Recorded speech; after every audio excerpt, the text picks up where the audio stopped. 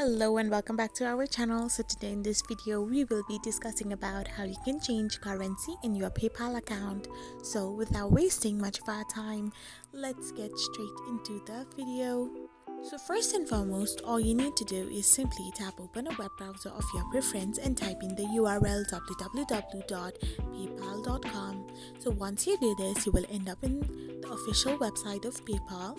Once you are in the summary section, to tap on the balance section and tap on the add a currency. Once you do this, you can select a currency from different kind of options given in the drop down menu bar and hit the add a currency. Once you have added a currency, it will be your secondary currency. So to change it and make it a primary currency, you need to tap on the three dots besides the given currency. Once you tap on the three dots, you need to tap on make a primary.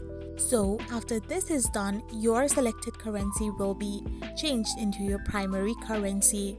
So in this manner, you can simply change a currency on PayPal. I hope you found this video helpful, so don't forget to hit that subscribe button and do give us a thumbs up.